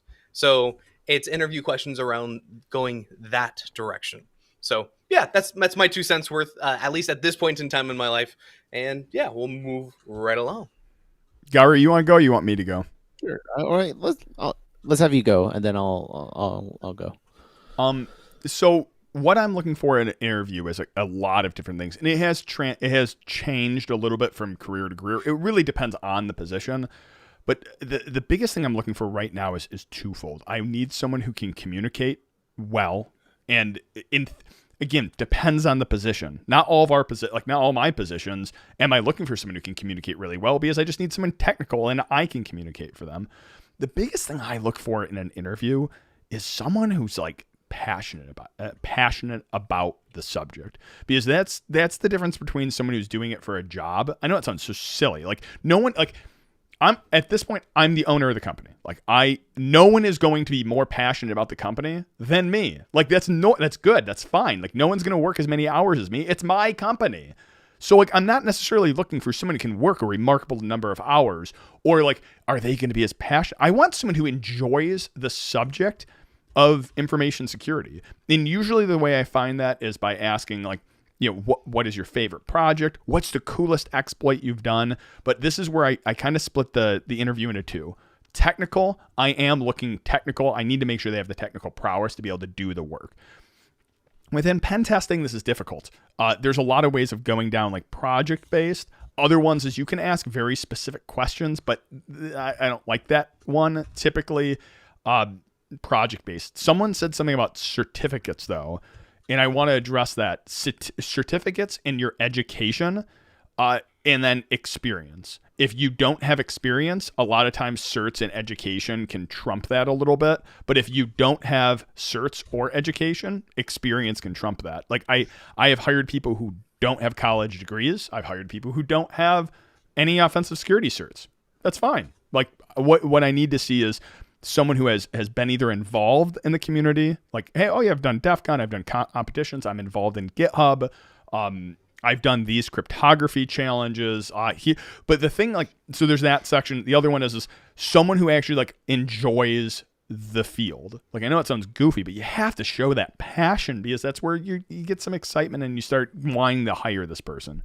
Yeah, that was a little meandering. The one piece I'll throw in here is, I think more and more I'm looking towards, like, I would lose my mind if someone's like, hey, yep, I have a YouTube channel in which I talk about exploits on Hack the Box, or I talk about Try Hack Me, and here's my videos. Like, my mind would be blown on that individual, because that would be the coolest resume ever. I get to check their communication. I get to actually see their technical thing.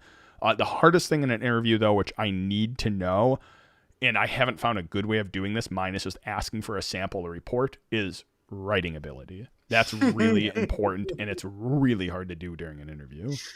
Yeah. For me, I'm actually gonna. Slide it. Oh, nope, I'm gonna go this direction. All right, so I know this is scary because it's actually assembly. It's real assembly. On a real interview, depending on if you're junior, you're likely to run up against exactly this question. If you're senior, I'm gonna make sure that you know some level of assembly or system level stuff, and I'm gonna skip this question entirely because it's a fundamental, but it's not fundamental for almost the entirety of the industry because most people will never look at assembly a day in their life other than, opening up GDB and being like, oop, that's the wrong view. Let me switch to source view, right? So this is a really scary problem because what this is me seeing if you understand how a stack buffer overflow works. And the goal of this is not to determine whether or not you've seen a stack overflow or done a stack overflow before. My intent with this is to determine whether or not, like, let's determine just how complicated this program is. This up here, this chunk that I've just highlighted, is all of the information you need to know in order to reason your way through how a Stack Overflow works, right? I'm going to give you 5 different instructions: move, pop, push, call, ret, and I'm going to give you 5 different registers, which are just things that can hold data, right? So it's just a place to store data. And some of these have general storage, some of them have an actual purpose. I'm not going to run through the whole problem. Down here, I have a very, the simplest program that I can think of possible, and I have a function in software that does a thing. And what I'm going to do is I'm going to see, can you explain this to me? And if the answer is no, can you explain this to me? If you struggle to do that, and this is if you're going to let your hamster wheel spin and you're going to pretend like you know, even though you don't know, that's a mark against you, because that's just I don't want to know if you can reason your way through it without asking me a question. I just want to know if you know it. Do you know it? Cool. You don't? Fine. Let me explain it to you. And then I'm going to walk you through which of these things do you know? Okay. Which of these things don't you know? Let me explain that to you. Okay. Down here, as we're going through this, let me walk you through line by line what this does. And what I'm looking for is the goal here is not for me to, flex my knowledge, right? What I look for in an interview when I have a junior that has never seen this before is, are they asking questions, A, and are they actually, trying to learn something in the interview? I actually take a lot of my interviews are designed to teach somebody something they don't know, right? And see whether or not they can take direction in that regard. Because in this industry, and Silk, and I imagine you guys as well, the number one thing that you will do in this industry is run up against problems you have never seen before almost on a daily basis, right? And so a lot of my interviews are designed to go, okay, do you know this? Cool, we're going to skip that. Do you know this? Cool, you skip that. And as you jump, as we jump through that was the wrong window. As you jump through those hoops, right? It's not looking for the edge of the knowledge, right? Where Gulo said earlier, it's just like, oh, I've run out of questions and you answered them all. Like, that's the ultimate goal where you want to be in your career. But even if you're already there, like if I get there in an interview, I'm like, cool, let's hire this person as our senior principal engineer because they're already operating at that level. Like, I don't need to ask them. I don't need to play stump the chump with them. And the goal of this is not to play stump the chump. The goal is to find a topic that you don't know within the realm of things you're likely to run up against, and then see how well I can teach you that in 20 minutes. And that's really difficult from an engineering, from the interviewer's perspective. But the goal is, how well, even if you are a senior person, do you take direction? How well do you collaborate on something that you are unfamiliar with? How well do you operate by yourself on a problem you've never seen before? The goal there isn't to, validate, do you know every piece of assembly? Have you seen this, particular type of exploit before? Have you seen this type of thing? The goal is ultimately, I want to know how you reason and I want to know how you communicate. right? One Are you willing to say the words, I don't know?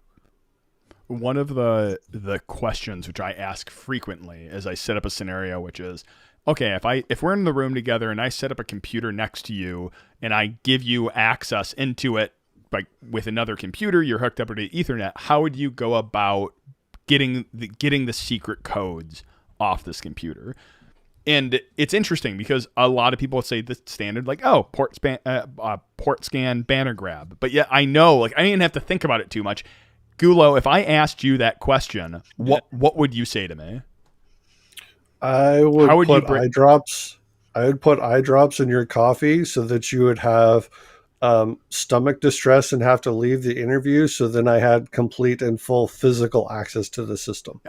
Perfect answer. Like, this is the stuff. Like, again, I knew it was coming right when I handed over to Gulo. Like, I'm looking for someone, especially in the testing industry. I'm looking for someone who thinks outside the box. I'm thinking of something I would punch you in the face. I'd grab the system and walk out, and then I might say something like, "Nope, that's off limits. You can't punch me." Great, and then he would be like, "I'm gonna put eye drops in your coffee." Okay, no, all physical stuff off. Yeah, okay, great.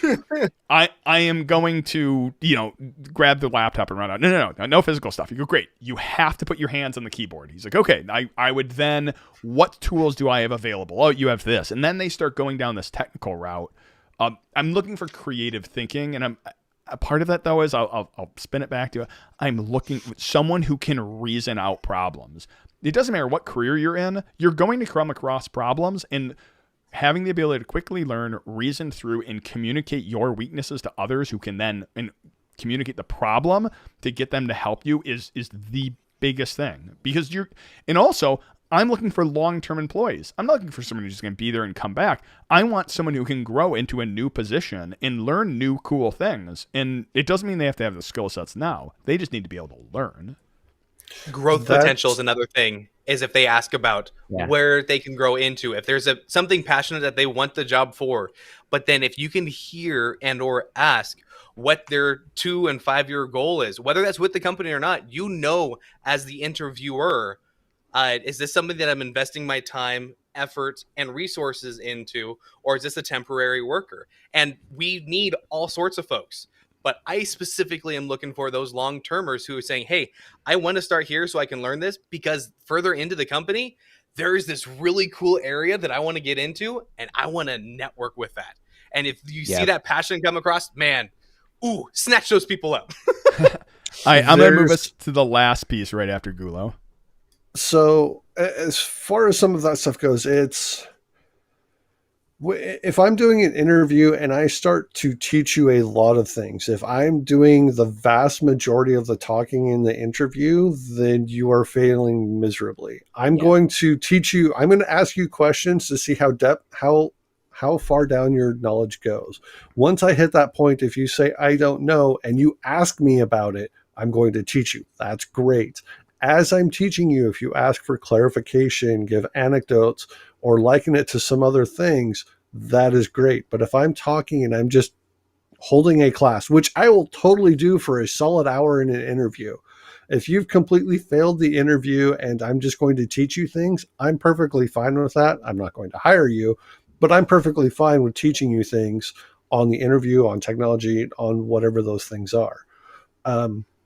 As far as learning different things, I have failed miserably in the last several hires that I've done because I've not found somebody who wants to learn. I found people who know how to do things, and they know how to do things a specific way, and they will only do things that way. They don't go outside their box. They don't ask questions. They don't work outside of their world. And because of that, I've not made some good choices. I would love to find somebody that I can sit down, walk through things. I do have one other point to Gators as far as growth in a company. It's been a long time since I've had a job where I can grow. Generally, every job that I've had for like the last 10 or 15 years, I'm the top of the food chain. And it sucks because I'll go through an interview. I'm like, hey, can somebody teach me something I don't know how to do? Can somebody walk me through this? Where can I go from here? And they're like, dude, you're the senior of the seniors. There's no, you Yeah. teach other people. So I agree with you there, Gulo, and that's where I was to that point in my last 2 jobs, and I was fine with continuing to mentor other people underneath me because my opinion is that all tides or any water that's added to, well, whatever, raising tides float all boats. That's the phrase Yeah. I'm looking for. If you're able to raise the knowledge level of everybody there, that's better for the organization. You're bringing everybody up with you. I wanted to make sure I got challenged, and I went and looked for someplace else that I was going to be more of the junior level so I could go back to the learning side of the house, not only in my day job, but outside of that, because I wanted more of a challenge. So, yes, I've been in that position before, and sometimes that's a good position to be in. Other times, I wanted more. So, I am drowning in the place that I'm at now because there's so much to learn, and it's freaking fantastic.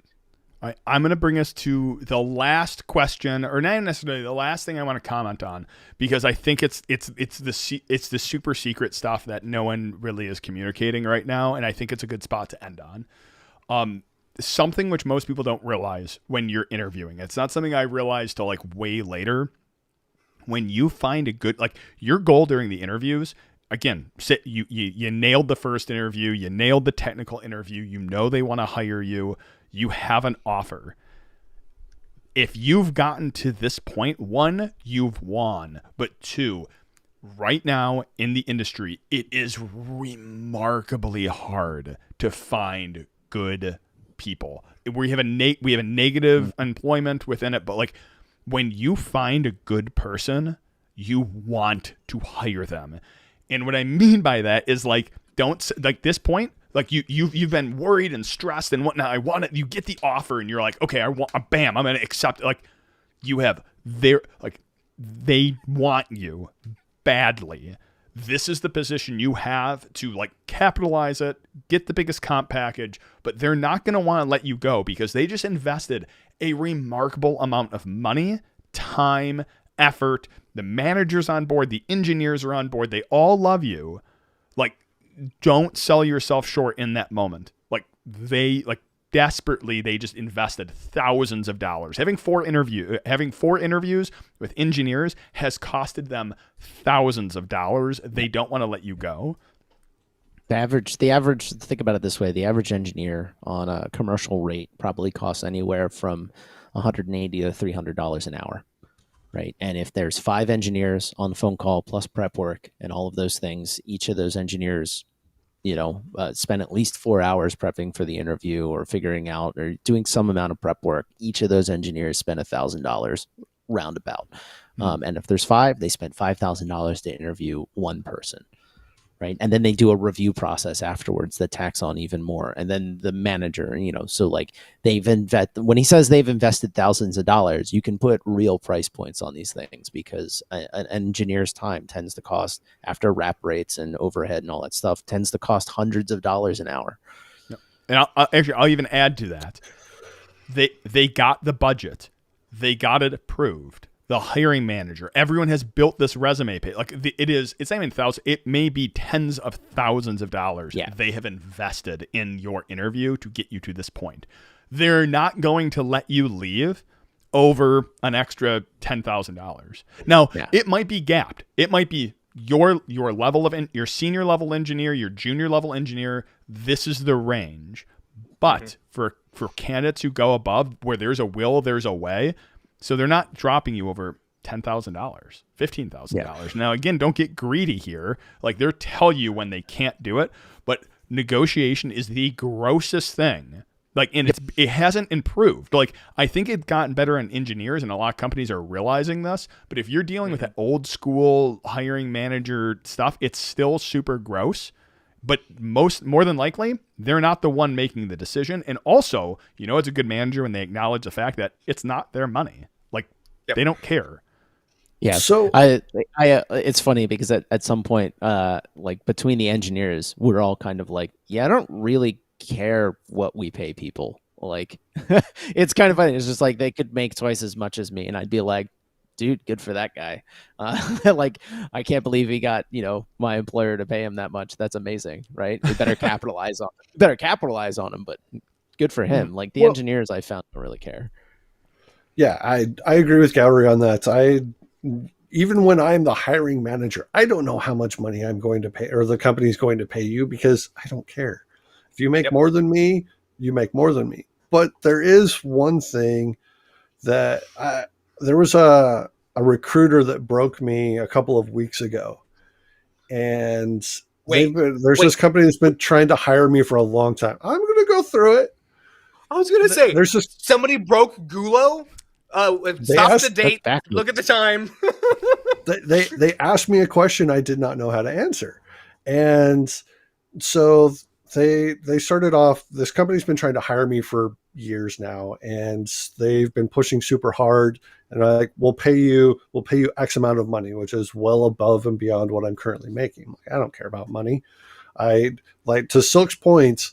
I don't capitalize on those things because I generally don't care. I'm there for the knowledge that I'm going to gain on the projects that I'm working on, not for necessarily the compensation packages. Maybe training budgets and those types of things will fall into place. But for the most part, my negotiation is cool. Can I pay my rent and buy food and not die? Cool. I'm okay with that. But so these companies keep offering me more money. They keep offering me vacation packages, all these different stock options, all this other stuff that I don't necessarily care about. I mean, I'm not going to go out and get completely screwed. But she stopped me and she's like, okay, you don't care about any of this stuff. What is it that you actually want? Yep. Ooh. And I was like, shit, I have a whole list of things I don't want. You I got don't know got. what I actually want other than, hey, I want some form of technical challenge, something that I want to learn. And but past that, I don't know what I want.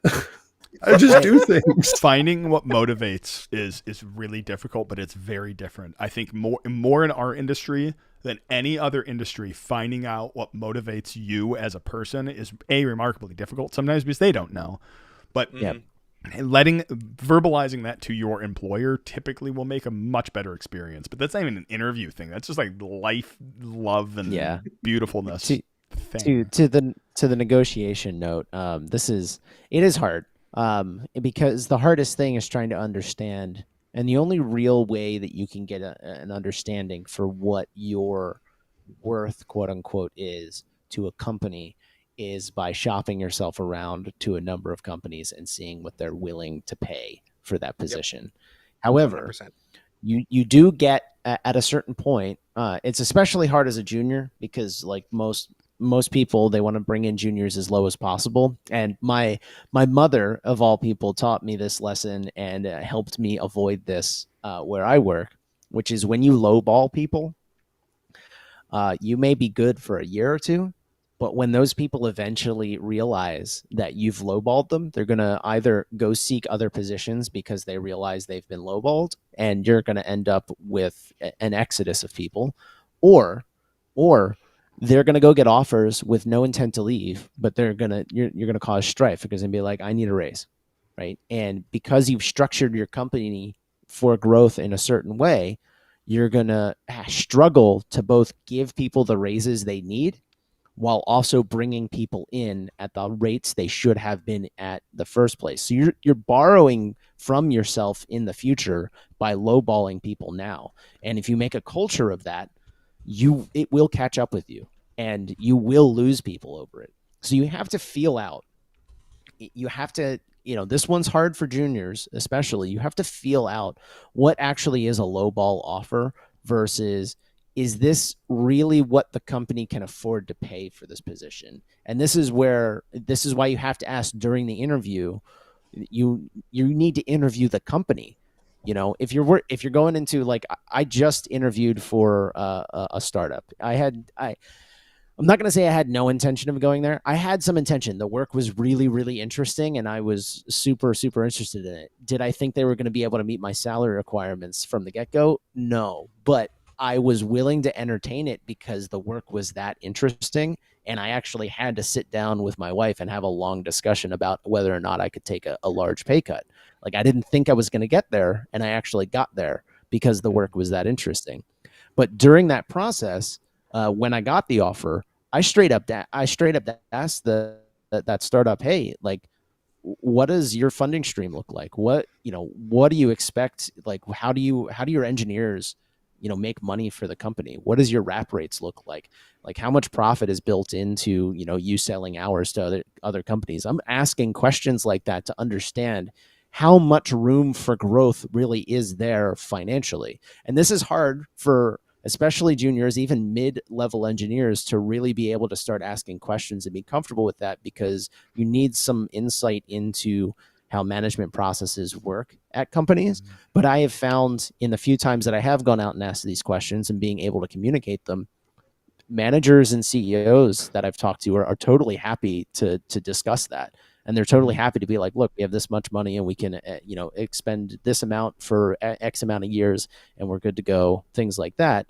And you get a feel for, are they lowballing me, or is this really what this position is worth to them? Right.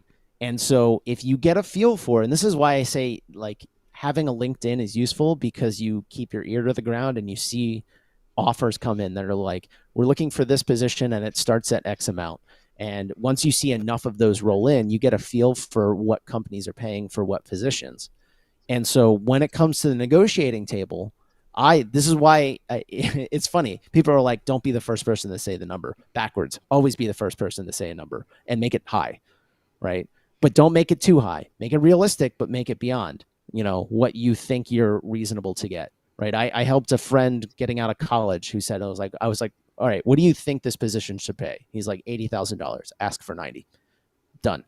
Like, just if you think industry standard is $80,000, ask for 90. Because if they want to hire you at $80,000, they want to hire you at $90,000 easily. Are they going to want to hire you at 100? Are they going to want to hire you 110, 120? Maybe not, because then they might be pushing strife between previously hired people that have maybe gotten one raise and you might be above them, right? So there's a game there. But if you get a feel for what is a reasonable compensation for the position, you should be the person that throws out your number first, because usually that person wins. The thing I'll add there is this is wildly different for enterprise levels versus small companies. Yes, absolutely. Like, wildly different, because everything Gowrie said is, I think, remarkably accurate for so many things. I think on the other side of things, like, they might, like, there's so much complexity here, because the other piece of this is, are you a profit maker or a profit taker for the company? So like, people at my company, they're consultants, they're profit makers. It's very easy, and it's very easy to look at. Like, I know how much money they make for the company. Like, generally, again, everyone, collaboration and things like that, it's not easy, but there's an idea. So it's really easy to be able to go, okay, like, this is how much money you make for the company. Here's the math of it. It's nothing wrong with it. It's just, this is the math of it.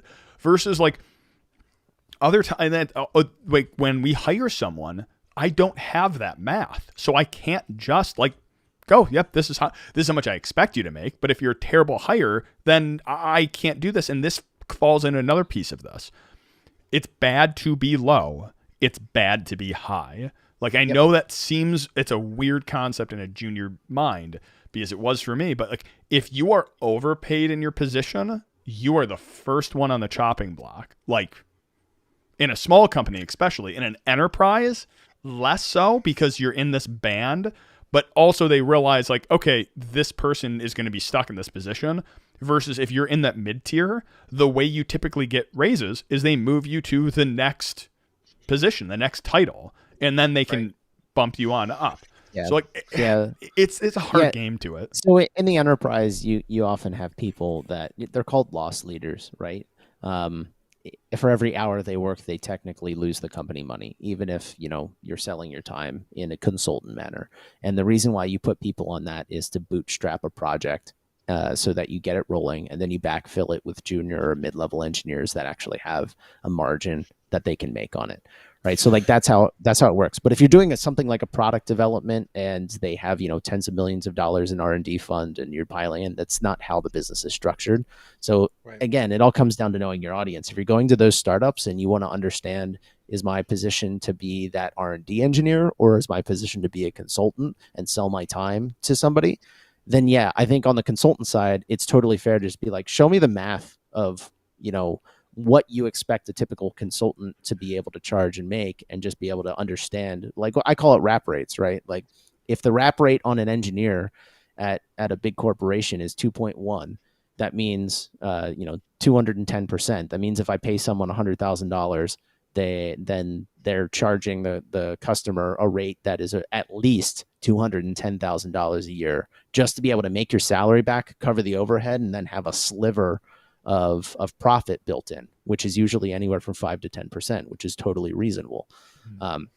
But if they aren't willing to if in that discussion it was just like, hey, I think it's worth this, I don't know if that's reasonable or not, can you explain to me if it's unreasonable, why it's unreasonable?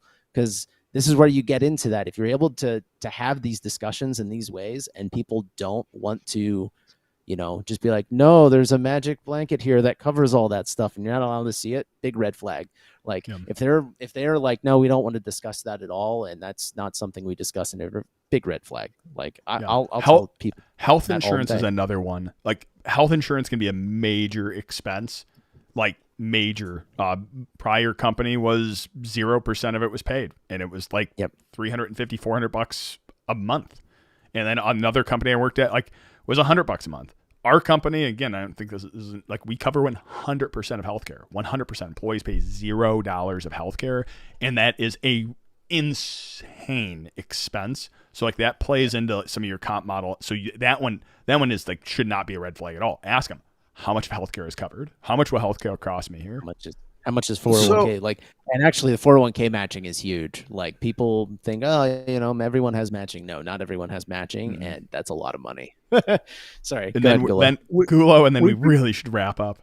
We've been talking about kind of from the company side, and I get that, but there's the four of us. I would consider all four of us to be wild card hires, though. A quick story is one of the companies that I worked for, I took a $50,000 pay cut to go work for them, or $45,000, something like that. And it was because there was something there that I wanted to learn, and that's why I took the job. I specifically wanted to learn this one thing. And they thought they were just hiring a systems admin to come in and build a couple of servers and set up desktops and install things. But I designed their entire infrastructure. I started VR engineering. I started building arcades. I brought in millions of dollars worth of business to the company. And they looked at me one day and they're like, holy crap, we're well underpaying this person because of the value he's actually bringing to the company. A lot of the places, like even Gowries, when they were courting me to hire me, no one knows what to do with me because I'm a wild card. I go in there and I start working on random things and building random things that bring in a lot of things that are above and beyond what my current job is. 'Cause generally the jobs that I'm hired for are, for lack of a better term, kind of boring for the job description and what I'll be working on. They're easy, and that becomes my spare time when I'm bored. I make sure it's all working, functioning, but I bring more to the company than what's associated with that job. And I'll almost guarantee the rest of us do the exact same thing. Designing comp packages around those are, hey, if I was to be concerned about the comp package, it would be like, if I start bringing more to the table than what you originally hired me for, what is my ability to renegotiate in 6 months? What is my ability to renegotiate in a year? I never do that unless I can't afford to live. And then I'm like, please, sir, can I have some more? And then I generally get a pay raise.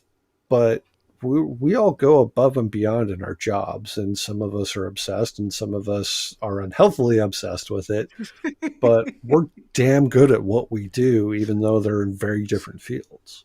I think the way you said it is perfect, though, which is that can we reevaluate my comp package? Inside a small company, thank you for this, Gowrie.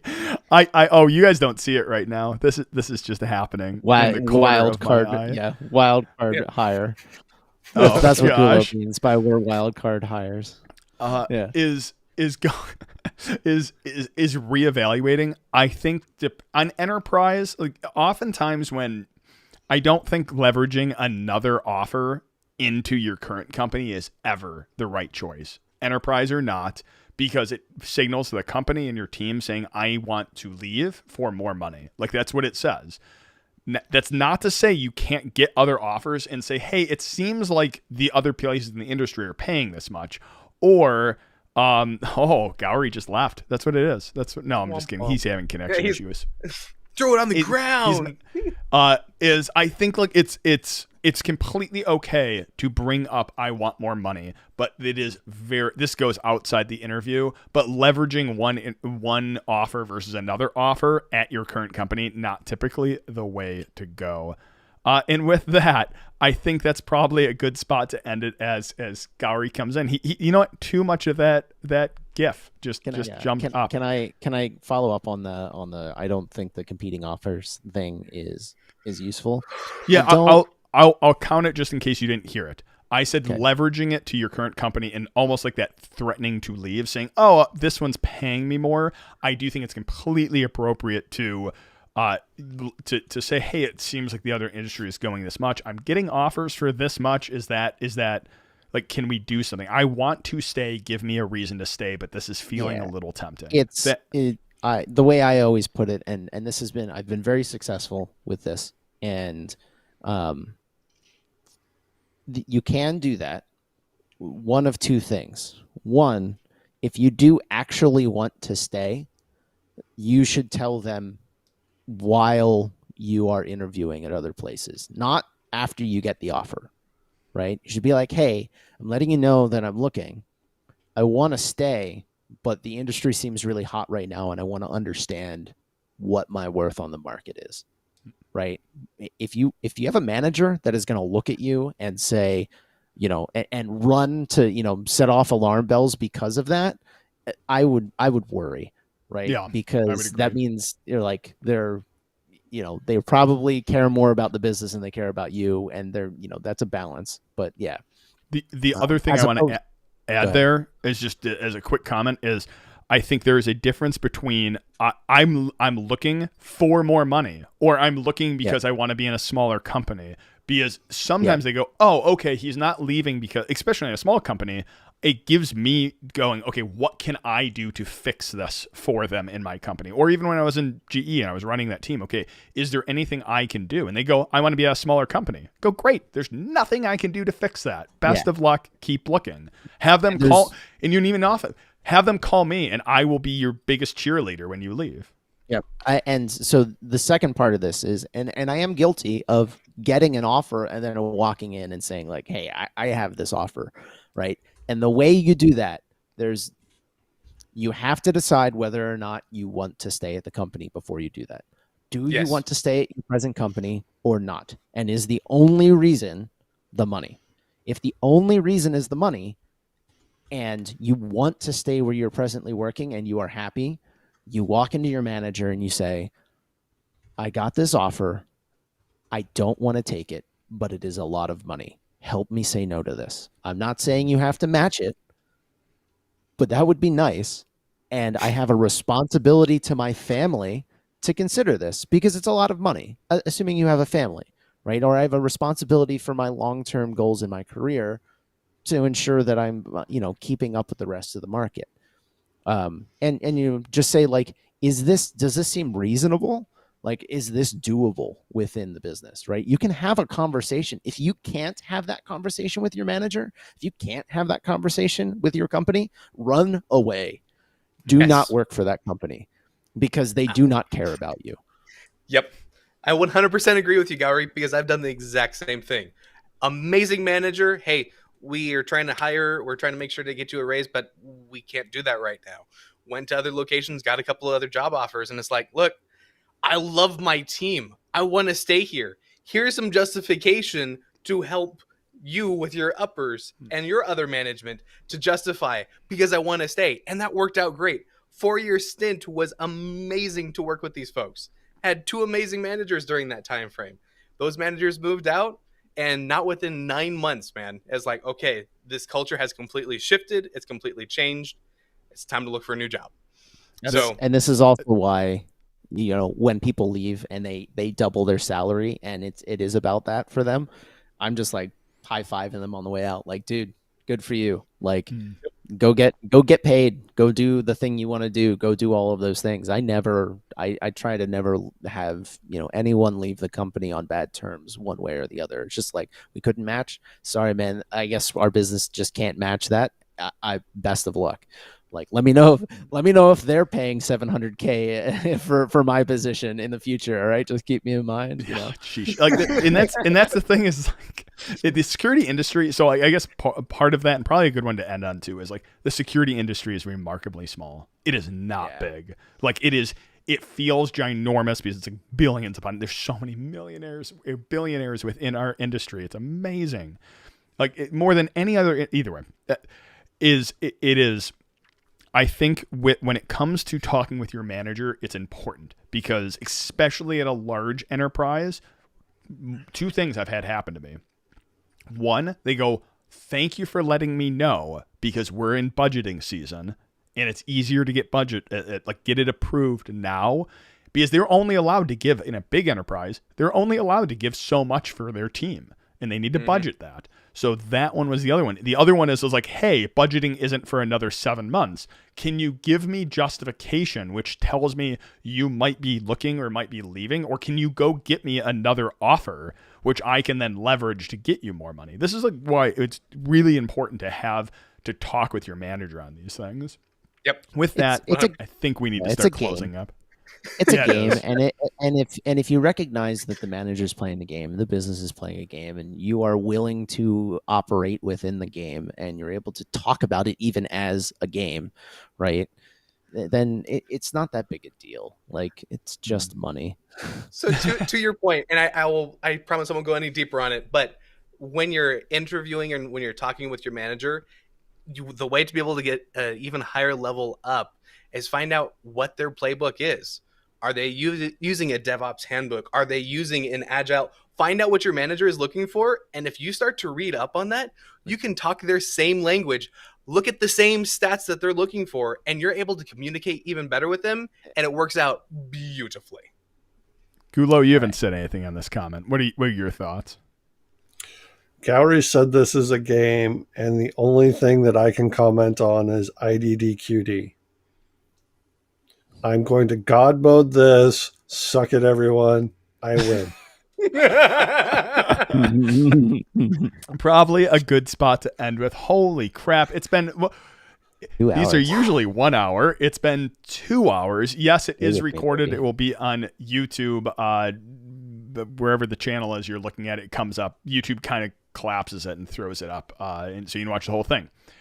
That being said, holy cow, this was a ton of information for me personally. I know I would have loved to have this when I was looking. Like, reach out to the biggest advice I'll wrap up with, and then we'll go around, is reach out to the hiring manager. It has a bug above every other piece of advice that has treated me so well. Early in my career as a junior, jumping from career to career to job to job to job did get me, like, doubled my salary with each move.